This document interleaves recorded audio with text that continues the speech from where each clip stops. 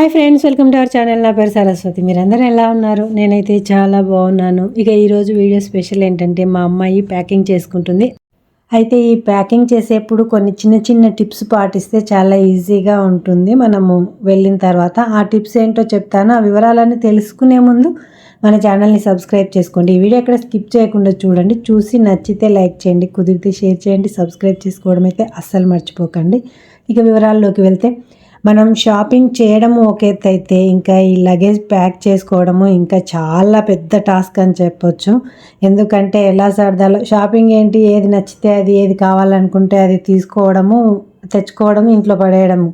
కానీ వాటిని ఎలా మళ్ళీ తీసుకెళ్ళాలి కదా, ఎలా సర్దుకోవాలి అనేది కూడా పెద్ద టాస్క్ అనమాట.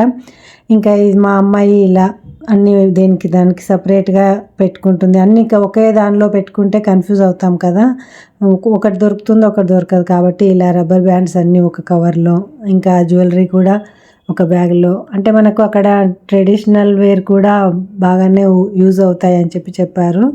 దాంతో జ్యువెలరీ కూడా పెట్టుకుంటుంది అనమాట తను. అలా జ్యువెలరీ ఒక బాక్స్లో ఇలా సెట్ చేసి పెట్టుకుంది. ఇంకా అలాగే మేము తనకి కావాల్సిన పికిల్స్ అవి కొన్ని ప్యాక్ చేయించి పెట్టానమాట. వాటిని కూడా సర్దుకుంది. అయితే తను లగేజ్ మనకు 53 kgs అని చెప్తారు కదా, ఇంకా 53 kgs మనకు సూట్ కేసులే ఒక 15 kgs పైన పడతాయి అనుకుంటా. అయితే మనం షాపింగ్ చేసేప్పుడు అయితే ఇది తీసుకెళ్ళాలి, అది తీసుకెళ్ళాలి అని చెప్పి ఆశకి ఏవేవో తీసుకుంటాము. కానీ లగేజ్ ప్యాక్ చేసేప్పుడు తెలుస్తుంది అసలు ఎన్ని పోవు అని, అటు తీసుకెళ్ళడానికి ఎంత సర్దుకోలేమని. అయితే మనము బట్టలు సర్దుకునేప్పుడైతే ఒకదాని మీద ఒకటి ప్యాక్ చేయకుండా ఇలా విడివిడిగా ఒక్కొక్కటిగా మడతపెట్టి ఇలా పెడితే మనకి ఏది కావాలో అన్నీ మనకు కనపడతాయి. కాబట్టి ఏది కావాలో అది ఈజీగా ఇలా తీసుకోవడానికి బాగుంటుంది అనమాట. ప్యాకింగ్ చేసేప్పుడు, బట్టలు ప్యాక్ చేసేప్పుడు అయితే ఇలాంటి జాగ్రత్త తీసుకుంటే మనకు ఏ క్లాత్ కావాలో అది మాత్రమే తీసుకోవడానికి వీలవుతుంది. చాలా ఈజీ అవుతుంది అనమాట. ఇంకా అలాగే మేము ఇదిగోండి పికిల్స్, ఇంకా పొళ్ళు చేసి పెట్టాను. కరివేపాకు పొడి, అలా అవిసెల పొడి, ఇలా చాలా రకాల పొళ్ళు చేశాను. అలాగే పికిల్స్ చేశాను, అవి కూడా పెట్టాను అనమాట. ముందైతే ఆశకి ఇలా ఏవేవో పెట్టుకుంది అన్నీ, కానీ ఇవన్నీ తీసుకెళ్ళడం వీలవ్వదు అని చెప్పి తర్వాత తెలిసింది. చూడండి, పాస్తా ఇంకా అంటే ఇన్స్టెంట్ ఫుడ్ వెళ్ళగానే చేసుకోవడానికి ఈజీగా ఉంటుందని చెప్పి మ్యాగీ, పాస్తా ఇలా చాలా తెచ్చుకుంది. కానీ తీసుకెళ్ళలేదు, ఇక్కడే వేసి వెళ్ళిపోయింది.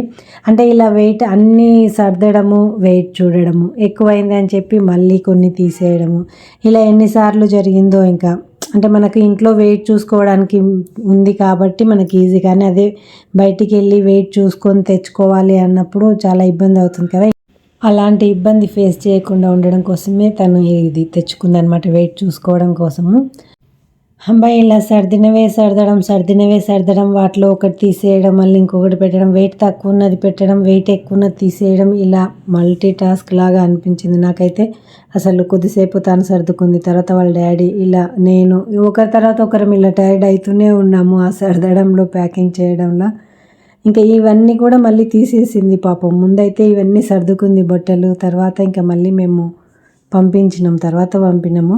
అయితే ముందైతే ఇన్ని ప్యాక్ చేసుకుంది, కానీ అవ్వలేదు.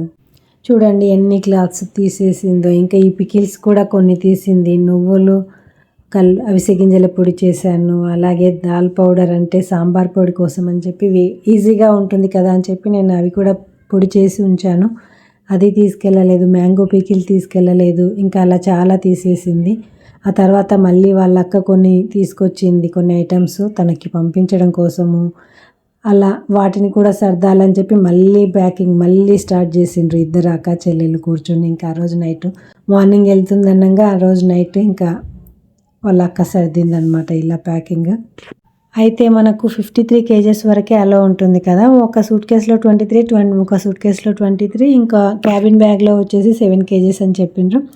అయితే మళ్ళీ ఎందుకైనా మంచిదని చెప్పి మేము 22.5 పెట్టినాము. ఒక్కొక్క బ్యాగ్లో, ఒక సూట్ కేసులో 22.5, ఇంకొక దానిలో 22.5, ఒక దానిలో 6.5 పెట్టినాం అనమాట. క్యాబిన్ బ్యాగ్లో 6.5 పెట్టినాము. ఇంకా అలా సెట్ చేసుకుని అన్నీ ఇంకా మిగిలినవి తర్వాత పంపొచ్చులే అని చెప్పి ఇంకా ఈ విధంగా సెట్ చేసినాం అనమాట. కొంచెం తక్కువ ఉంటేనే బెటర్, ఎందుకంటే ఎయిర్పోర్ట్కి వెళ్ళిన తర్వాత మళ్ళీ ప్రాబ్లం అయితే కష్టం కదా అని చెప్పి ముందే మేము అలా సెట్ చేసినాము. కానీ ఎందుకైనా మంచిదని చెప్పి మళ్ళీ క్యాబిన్ బ్యాగ్లో 6 కేజెసే సెట్ చేసాము. ఇంకా మళ్ళీ ఎక్స్ట్రా తీసేసి 6 కేజెసే దానిలో ఉంచి ఇంకా వీటిలో 22.5 వీటిలో ఉంచి పెద్ద సూట్ కేసులో చిన్న సూట్ కేసులో మాత్రం క్యాబిన్ బ్యాగ్లో మాత్రం 6 కేజెసే ఉంచినామన్నమాట. అలా ఉంచడమే బెటర్ అయింది మాకు. ఎందుకంటే మళ్ళీ ఎయిర్పోర్ట్కి వెళ్ళిన తర్వాత ఇంకా చిన్న ప్రాబ్లం అయింది. ఏంటంటే ఇంటర్నేషనల్ ఫ్లైట్లో ఏమో 53 కేజెస్ అలో ఉంది. కానీ మన డొమెస్టిక్ ఫ్లైట్లో మాత్రము తక్కువ ఉందన్నమాట, అలో లేదు.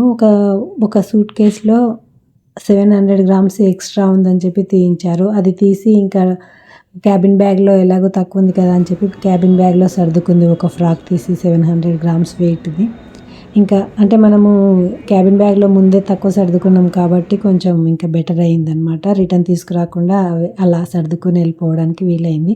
అందుకే ఇంట్లో మనం ప్యాకింగ్ చేసేప్పుడు చాలా జాగ్రత్తగా ప్యాకింగ్ చేస్తే ఏది మళ్ళీ రిటర్న్ తీసుకొచ్చే అవసరం ఉండదు. అందుకే మనం ప్యాకింగ్ చేసేప్పుడే కాస్త తక్కువ వెయిట్ ఉంటేనే బెటర్ అనమాట. ఇలాంటి ప్రాబ్లం రాకుండా ఉంటుంది. ఇంకా మా అమ్మాయి అలా క్యాబిన్ బ్యాగ్లో సర్దుకుంది. తను అటు వెళ్ళిపోయింది, మేము రిటర్న్ అయ్యాము. ఇదండి మా అమ్మాయి ప్యాకింగ్ చేసుకున్న వీడియో విశేషాలు. ఈ వీడియో నచ్చితే లైక్ చేయండి, షేర్ చేయండి. ఇలాంటి మరిన్ని వీడియోస్ కోసం మన ఛానల్ని తప్పకుండా సబ్స్క్రైబ్ చేసుకోండి. Thank you for watching.